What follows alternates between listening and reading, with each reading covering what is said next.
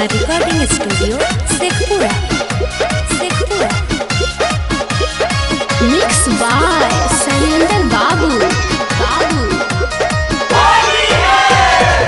केली हले जादो जी बैठा केली हले जादो जी बैठा केली हले जादो जी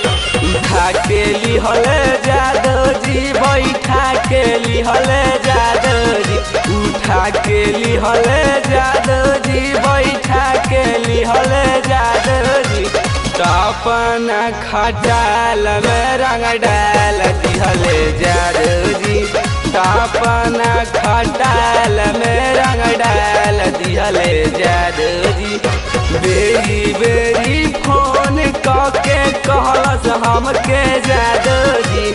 बेरी बेरी फोन कके कहलस हमके जादो जी अपना खटाल में रंग डाल दिहले जादो जी अपना खटाल में रंग डाल दिहले जादो जी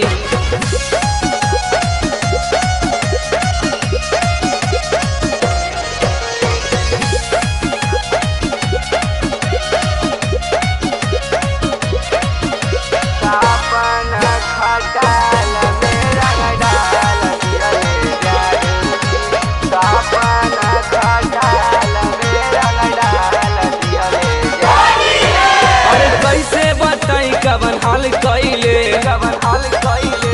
भकया कवारी बुरा हाल कइले भकया कवारी बुरा हाल कइले अरे कैसे बताई कवन हाल कइले भकया कवारी बुरा हाल कइले कबू खींचा करिया साटा के लिहले जादो जी कबू खींचा करिया साटा के लिहले जादो जी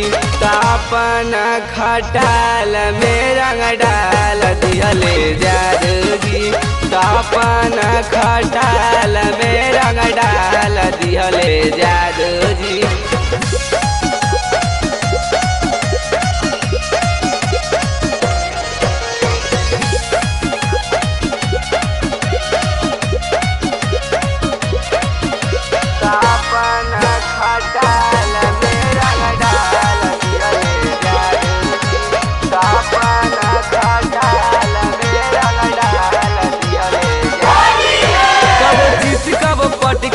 खाड़ कइले अरे गौतम सलंदर दही में जाड़ कइले कबो चित कबो पट खाड़ कइले अरे गौतम सलंदर दही में जाड़ कइले देहिया के गर्मी सब झार दिहले जादो जी देहिया के गर्मी सब झार दिहले जादो जी अपना खटाल में रंग डाल दिहले जादो जी अपना खटाल में रंग डाल दिहले जादो